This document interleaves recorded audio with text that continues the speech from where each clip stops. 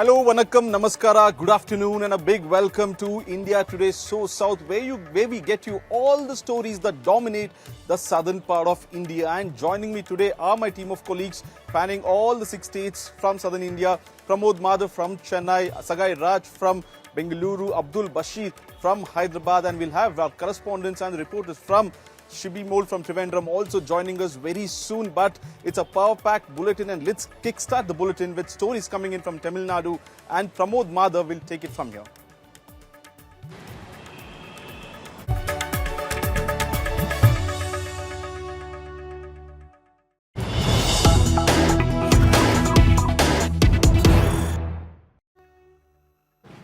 Welcome to everyone, and thank you, Nagarjuna. And from the state of Tamil Nadu, we sure have a very really effective packed stories for the day. And to begin, this is about Nitin Nabin, the new president, the national president of BJP, and immediately his first attack seems to be on DMK.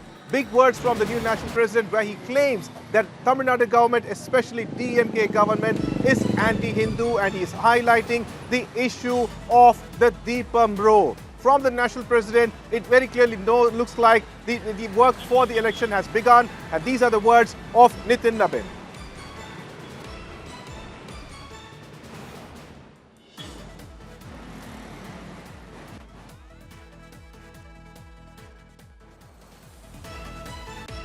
साथियों, हाल में हमने देखा किस प्रकार से तमिलनाडु के एक पहाड़ी के पवित्र कार्तिकेय दीपम को रोकने का प्रयास विपक्षी दलों के द्वारा किया गया।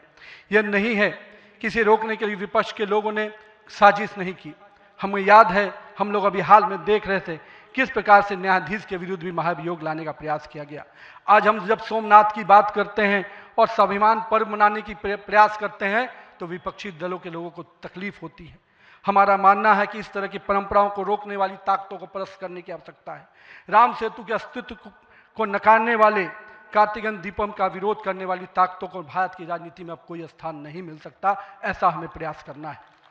Well, this was exactly what India Today predicted, and even in our election Bhasha Madurai package, we clearly stated what are going to be the issues from Madurai, and it looks like the national president has clearly stated that the Kartikeya row is going to be a very important one. And moving to the next story, this is about the Tamil Nadu Assembly, the first days of the Assembly session. Traditionally, what's supposed to happen is that the government will prepare a speech and the governor will address it. Unfortunately, in the state of Tamil Nadu, it has become a tradition for the governor and the chief minister to lock horns. As expected, the same thing happened today.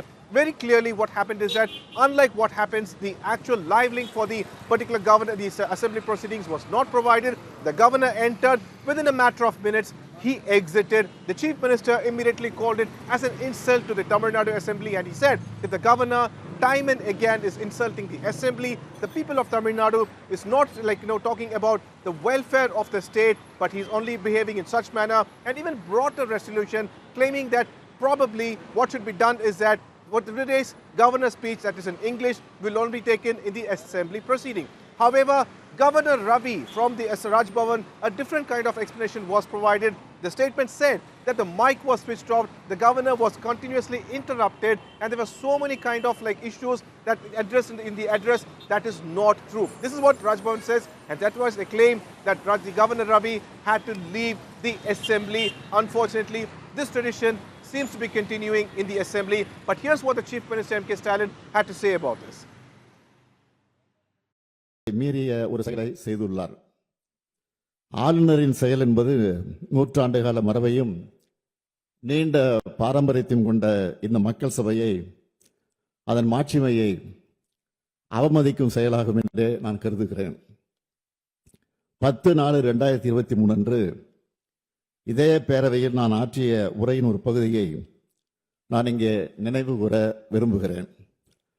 ஆட்டுக்கு தாடியும் நாட்டுக்கு ஆளுநர் பதவியும் தேவையில்லை என்று பேரறிஞர் அண்ணா அவர்கள் கூறிய போதிலும், அதை முத்தமிழறிஞர் தலைவர் கலைஞர் அவர்கள் வழிமொழிந்த போதிலும், அந்த பதவி இருக்கும் வரை அதற்குரிய மரியாதையை கொடுக்க அவர்கள் முதலமைச்சர்களாக இருந்த நேரத்தில் தவறியதில்லை.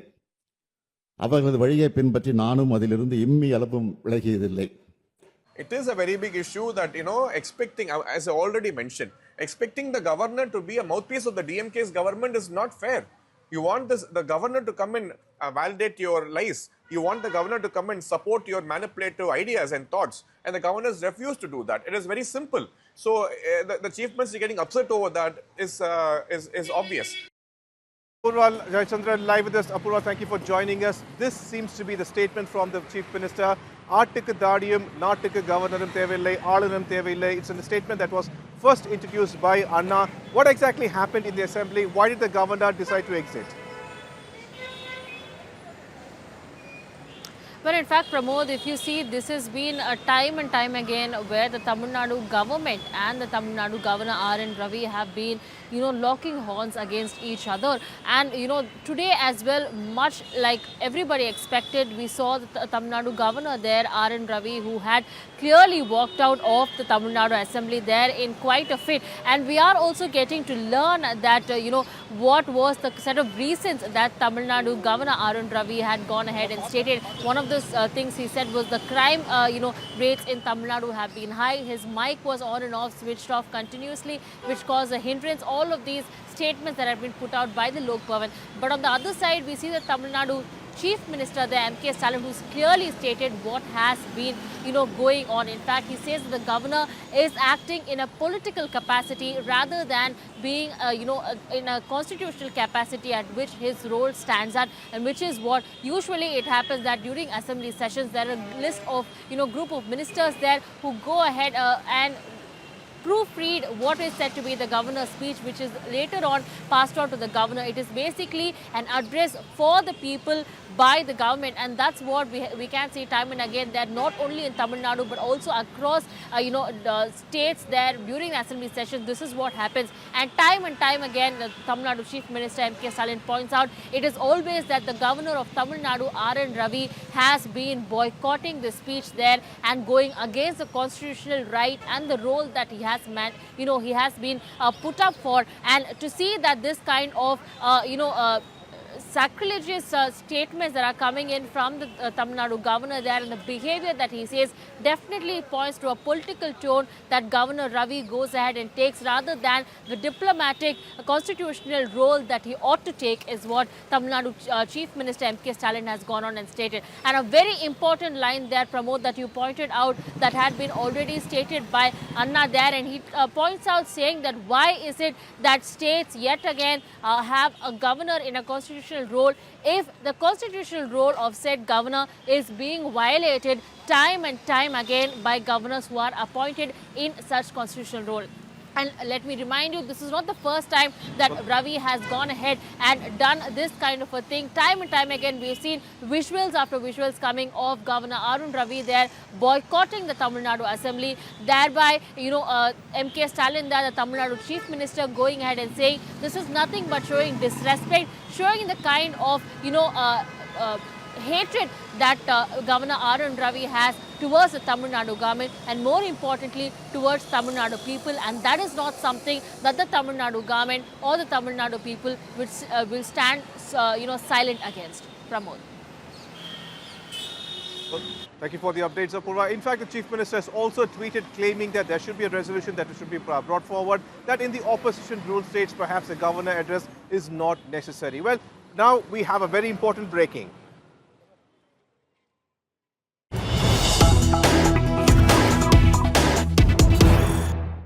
And the movie Jananayagam that was supposed to be released on 9th of January, something supposed to be very important for TV cricketers and Vijay fans, something called as Jananayagam Pongal, as Vijay has already claimed that this is going to be his last movie. Unfortunately, its release is still stalled, and now the matter is still once again in the Madras High Court. And not just that, for the day, both parties, the CBFC and the production unit KVM Productions, both are arguing in the court, and a lot of legal matters about what is the duration of the movie, who should decide, why was it stalled, why was CBFC's details were not given. All that is being discussed as we speak. And to speak more about this, we have Anaga Keshav live with us. Anaga, what is the present update on this matter? Pramod, right now there is lunch break going on, but so far the censor board has concluded its its arguments. They have argued elaborately for 50 minutes. The time sought from the CJ was for 30 minutes, but the censor board has taken 20 minutes extra. The argument was done for about 50 minutes. In fact, the main argument that the censor board has placed was that in the initial single judge's order that PT Asha had passed, the prayer was not even to quash the decision of CBFC to send the film to revising committee. And yet, the single judge has gone ahead and quashed that particular order, which is not okay and is undone, is what the censor board has stated, and thereby requesting, appealing in front of the CJ to quash, to set aside single judge PT Asha's order. Now, after the arguments by the censor board, next is KVN Productions. In fact, Vijay and Subramanian is appearing on behalf of KVN Productions. They've stated before that we're talking about 500 crores in line that is at stake. We need to wait and watch what the arguments of KVN Productions is going to be like. But censor board has made one thing clear. In fact, the ASG of the censor board has read out the whole Cinematography Act by saying that if the duration of a film exceeds 75 minutes, then the call to grant a censor certificate should be taken by the chairman of the board. That's the chairman of CBSC. And so far, the chairman has not taken a final decision about granting a censor certificate to Jananayagam, and therefore it is still on hold, is a kind of argument that the censor board has put forth in front of the CJ, thereby asserting that the censor board has the final call, that the censor board has the final say in granting censor certificate to a particular film, is the kind of assertive statement that the censor board has made. Next up is the arguments by KVN Production House, which we're all waiting for, and that will resume post the lunch break at around 2:15. Anaga, just for the clarity over here, because like on one side fans are still waiting for the movie, and the biggest point here is that can the court go ahead and instruct the censor board to provide a certification as soon as possible, or is there more legality that the censor board has the upper hand? The movie has to go to a review board, and only then it should be provided. Well, Pramod, one possibility is that the Chief Justice could give a particular time for revising committee. They could set a particular deadline, expedite the process of forming a revising committee, and then give a particular deadline for the censor board to issue a censor certificate. So the final decision to grant a censor certificate will lie with the censor board. But what the Chief Justice can do is to set a particular deadline to the revising committee. So that could be one of the likely possibilities that we can, that we can expect today from the Chief Justice if the order is going to be in favor of KVN Production House. Because even if the film goes to revising committee, they would minimum need about 15 days, 10 to 15 days bare minimum is the time window that the revising committee would require to watch a film and then grant a censor certificate. So therefore, that can be one likely possibility, giving the censor board a particular deadline to make up its mind about the censor certificate to Jananayagam. Thank you, Anaga, for those updates, and please keep sending us more updates as you are in the court currently. And also, as the India Today promised, Election Basha has reached Rameshwaram, a district in a place in Ramanathapuram district, and this is very important because even though the place Ramanathapuram completely flourishes, it's a like agriculture-based district. This particular area, Rameshwaram, is an island connected by only bridges and railway tracks, and the important aspect here is that a place that's supposed to be peaceful and completely full of bliss is unfortunately marred with a lot of issues, especially over the Sri Lankan Navy and such. India Today's Election Basha has reached Rameshwaram, and we have explored the place for you.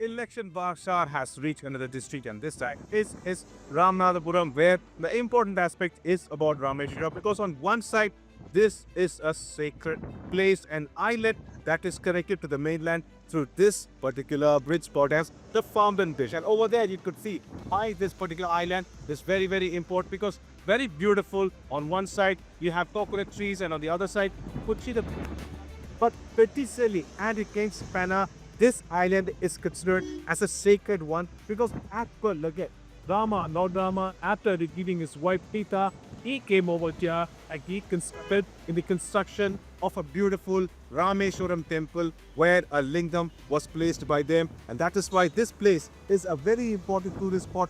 This is the beauty, serenity of Rameswaram, which has been governed by various kingdoms earlier, and finally it went to the British Empire. However, this place is extremely important because it's the closest point to Sri Lanka. This is at Gulf of Mannar, and because of which there is a huge problem that we will discuss later. But still, we would like to first show you what is Rameswaram and how beautiful it is.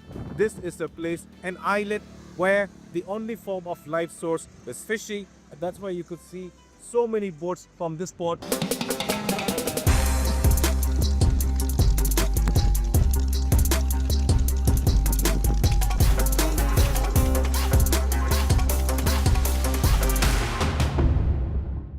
Important aspect of Rameswaram, you heard about the history. The history is behind us, a temple that seems to be very important. But the livelihood of the people of Rameswaram, being an island, is only fishing, and that's why you see hundreds of boats over here. There are two types of boats. One is called as the trolleys, that the one currently here. This is a trolley on that side, and then you also have something called as country boats, which you see over here. It will not be that big. Earlier it used to have sails, and now it is a little bit more modernized. The biggest problem for the fishermen at this spot is that they are dependent on the sea, but they cannot go any close to Sri Lanka. So that is a very, very big problem for them. And even after that, they dare to venture into the sea, knowing that they are being harassed, they are being attacked, and they are being arrested, put hefty fine by the Sri Lankan Navy, because there is no other livelihood.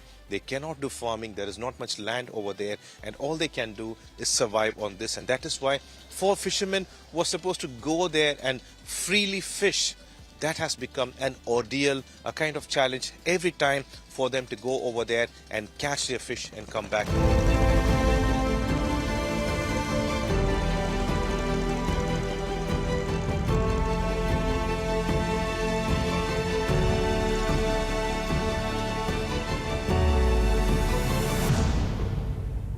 Even now, as we speak, 83 people are imprisoned and 252 boats have been seized by the Sri Lankan Navy.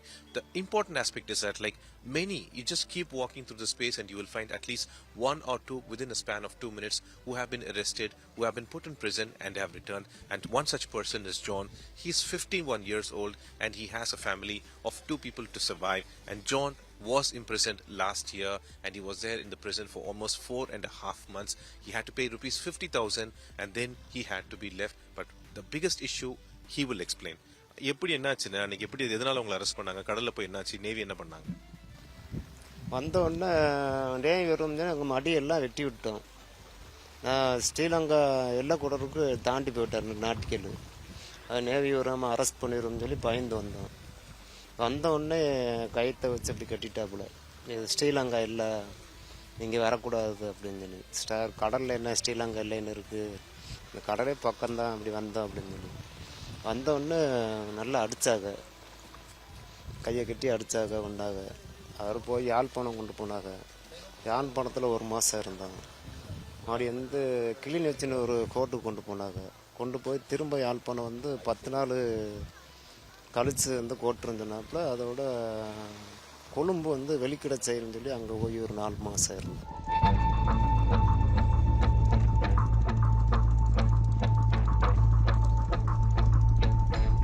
For Rameswaram, this is the actual land and this is the actual home. For them, sea is the land and the boat is the home, and that's why you could see Dominic and 3 others who are over here. And Dominic was owning a boat, and right now he has completely changed his lifestyle, like we said earlier, all because of this new ordeal in Sri Lanka, that if you are arrested for the second time as a fisherman, you will not be charged with anything, immediate imprisonment for 2 years.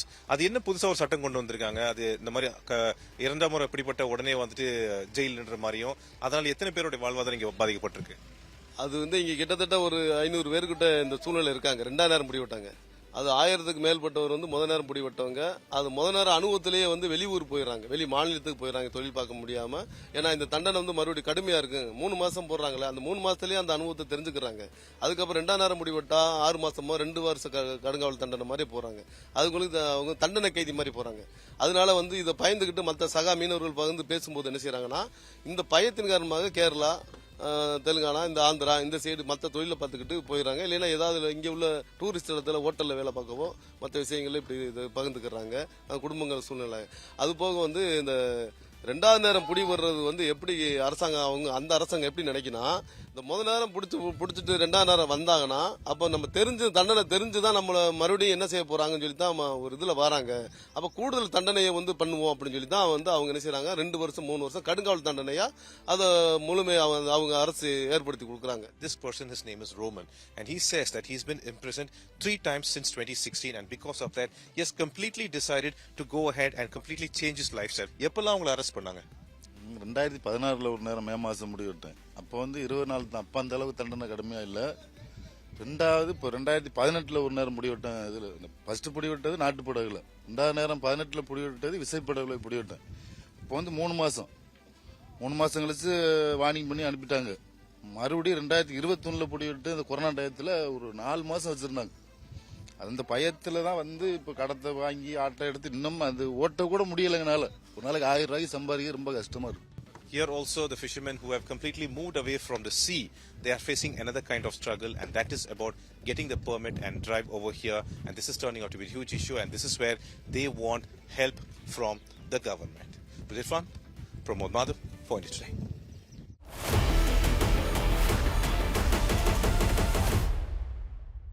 Well, for more stories from the state of Karnataka, let's go to Nagarjun Dwaraknath.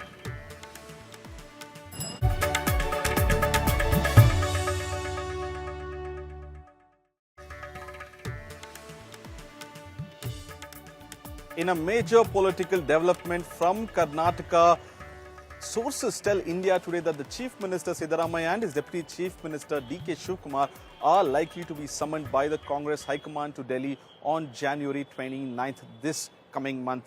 The expected Delhi Darbar comes amidst the ongoing power tussle warring between the Chief Minister and his deputy. And sources have confirmed that the timing is significant. It follows D.K. Shivakumar's recent Delhi visit, where he met senior members of the Congress top brass and the High Command, fueling speculation about the leadership equation in the state. What's added more intriguing aspect is the Siddaramaiah's sudden move. Sources say that the Chief Minister has called for a pre-budget meeting with officials today and well ahead of the schedule. The Karnataka budget is traditionally presented in March, so a mid-January review of the budget has raised eyebrows within the political circles. The question is, this is a strategic move by Chief Minister to stay ahead of D.K. Shivakumar politically. Sources also indicate that the Congress leadership is now keen to bring clarity to the Karnataka leadership tussle, as well as the factionism that continues to simmer in the Congress party as well as the government. Listening to the reactions on the story. ರಾಜ್ಯದಲ್ಲಿ ಜಾಸ್ತಿ ಆಗ್ತಿದೆ sir.